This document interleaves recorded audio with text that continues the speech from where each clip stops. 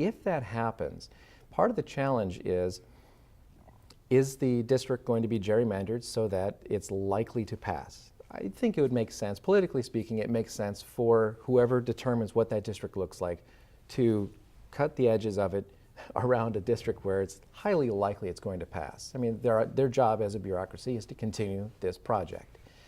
The problem with that is that while any taxes that are raised within that subdistrict have to be used in that subdistrict, the entire C-Tran district can subsidize the high capacity transit and the light rail project as well.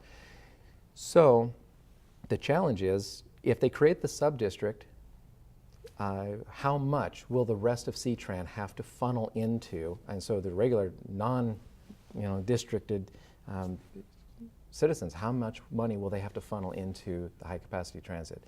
That's a challenging issue, and I can understand that's why so many people in all of Clark County want to vote on this, because that way they get a voice on whether they're going to subsidize this in the future.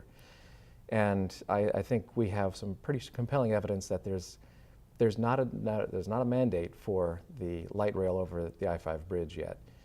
And I think the voters are pretty consistent. They just don't want it right now. So you're all for a vote. You want to, if at all possible, even if the vote be for November next year, it's still just as viable to be able to have a vote that's C-Tran wide, which would include the same people now as then.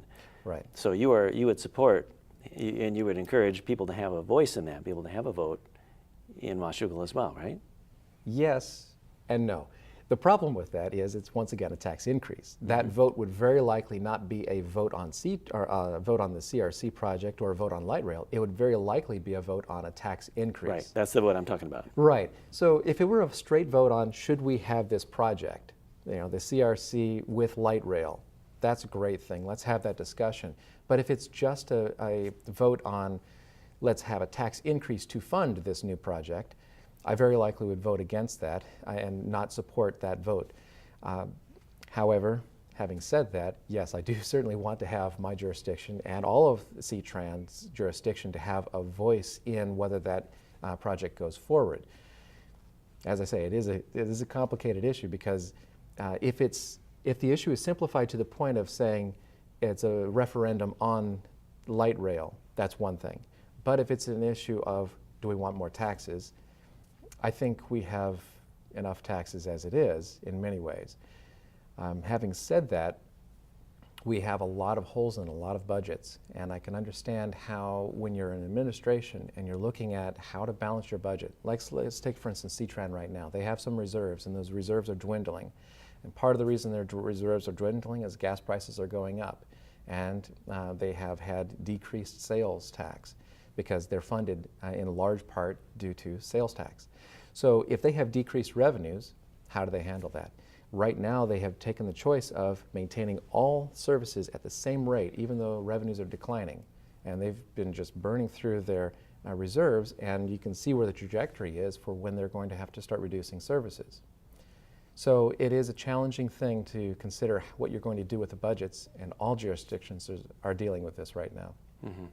When it comes to the agenda that's being set, that comes before the City Council on a regular basis, I guess it's probably true that that's probably normal for most cities, that the agendas that come before the City Council are basically generated by the administration staff of that city. Right. And it's not normally generated by a council member or by a citizen.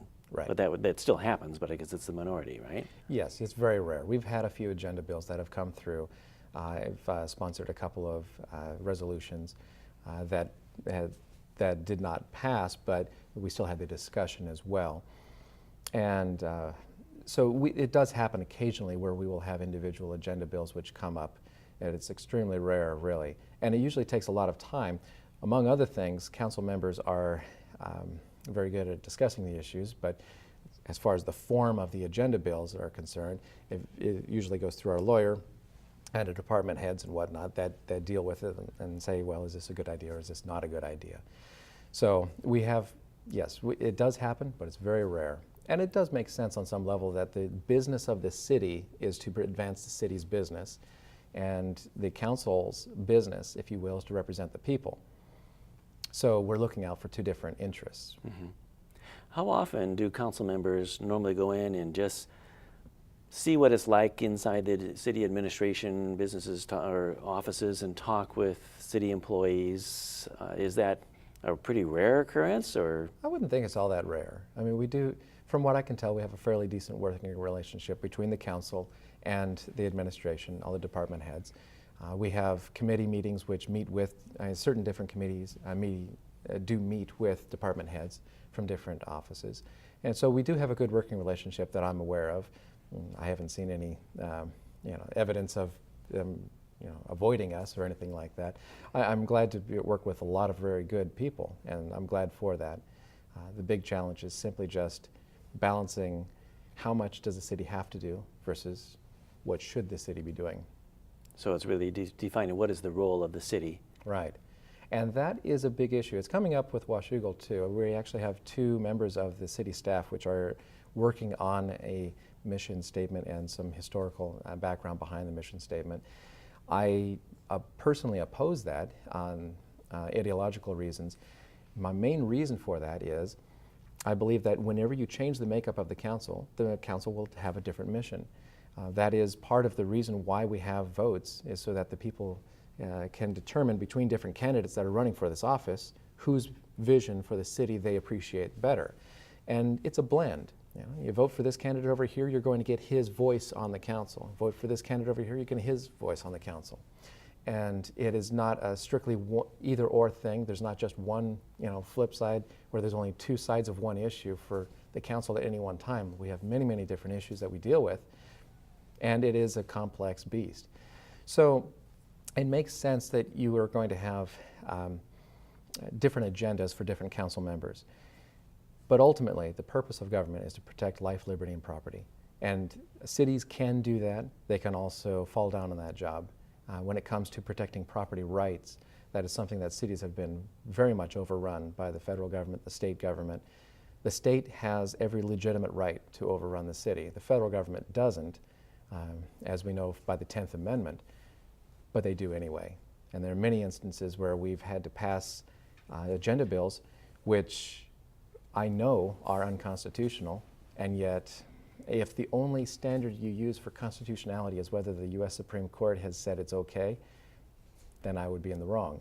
But I don't believe that's the only standard for judging whether something is truly constitutional. The Constitution says fairly clearly these are the limits of the federal government, and cities are at the brunt, or feeling the brunt of that argument.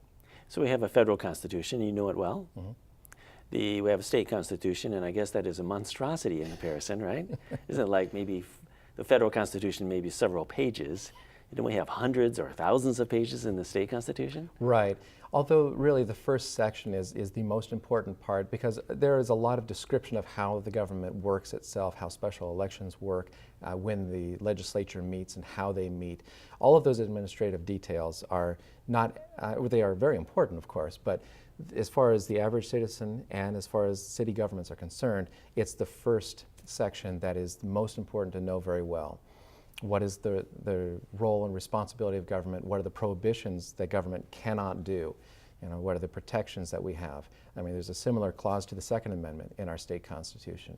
And of course, one of the most interesting facets of our state constitution is we actually have a clause which says that public education, or I believe it's public education, is of paramount importance. How does a politician interpret that clause? Well, if it's of paramount importance, then that implies that you can never say no. And that's one of those tricky issues that it's right there in the Constitution. It says we have to support public education, and yet what are the boundaries and what is a good direction for public education, and so on and so forth. So yeah, yes, you're right.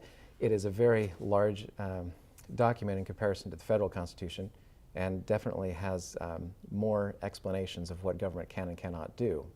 And when you get sworn into office, you swear to uphold the federal Constitution and the state Constitution, Yes. Is that right? Yes. Is there something like a city constitution? You probably don't call it that, right? Well, you can have a city charter. We are not a city charter. City of Washougal is known as a code city. What's the difference between a code city and a charter city? A charter city would have basically like a constitution saying, and that would on some level outline the purpose of the city. It would also outline some of the distinctions of what the city can and cannot do.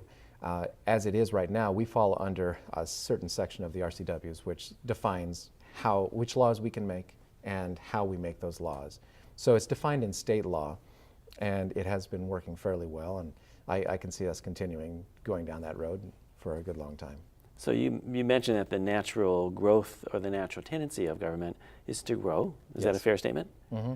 And that tendency sounds like all levels of government, including the city. Yes. So you're all constantly having to trade off between priorities, between what can the city do and what can the city afford to do, or what is the role of the city? Mm-hmm. Is there much diversity on the council regarding the role and that balance? It is. Yes, it is very difficult, especially when you consider that we don't have money just pouring out of the coffers. We have a very limited amount of money that's come in. All of this money comes in from the citizens as well. So every citizen in our city has a piece of that pie where they have contributed to the city. And on some level, you have to answer the question, well, what services do we give back to the city and which services do we give to other parts of the city? Right now we have this big construction on E Street. It's ripped up, and if you've been in Washougal lately, it's a little bit of a mess with orange cones all over the place, and we're reducing it from 2 lanes each way down to 1 lane each way and a center turn lane. There are many different reasons for why we went down that road. It was started long before I got on the council and has only just started constructing recently. But that construction project is a very large one, millions of dollars, and yet there are many citizens which won't be receiving a direct benefit. It's not on their street, it's not their water pipes that are being improved, and yet they're subsidizing that. Whereas if you happen to live on East Street, you have the will of the rest of the city being opposed on you, and you may have a new front yard in essence. So it is a very complicated thing, especially when you deal with rezoning. Talk about something that gets very passionate responses because it directly affects the people who you are rezoning or the people who are neighbors to the rezoning. And that's one of the reasons why we have public hearings and we hear the input from the citizens, and it's always good to hear from the citizens. That's one thing that I love about our council meetings, as uncomfortable as it is sometimes to hear some of the comments from the citizens. I really do enjoy hearing from the citizens directly. How does citizen communication work? You have a time during your council meetings that you set aside. Are they timed? What is the time, and how is there interaction between the council and the citizens when they come up to talk? Well, we have been working towards I should say, our current mayor actually has a very good demeanor about him when it comes to running a meeting. I have to give him props for that. And he's done a very good job of judging whether or not a citizen, when they go over the 3-minute time limit, which is technically what our limit is, if he sees that they're wrapping up, he doesn't make a big deal about it. Your 3 minutes are up. If the person doesn't look like they're anywhere near the end, he'll gently nudge them towards, you need to wrap it up now. So that it's a pretty good working relationship, and it's very respectful. He certainly has the right to cut them off at 3 minutes, but as a good chairman, he doesn't. He just generally lets them finish their thought. As far as interaction, some while ago, we did have some interaction back and forth, and the council had some discussions about that at one point, and from what I can tell, everybody is pretty much on the council is pretty much abiding by the concept of we don't try to have a banter back and forth. We receive the input from them. Sometimes when there's a direct question that's not a confrontational question, it's very easy for us to enter in an answer. But we attempt not to have an open debate or forum for us having a back and forth banter. And there are actually 2 public comment periods on our agenda now, one at the beginning, one at the end, which I'm glad got put back in there. Really? That was just open to any topic? Yes, they can speak on any topic. Public comments are for the people to bring forward to the City Council any concerns they have, any ideas they have about how government is working, how it's not working, whether they have a complaint about how government's working, or whether they want to comment on whether or not it was a good idea for us to pass one thing or not. So it is really open to whatever the public wishes.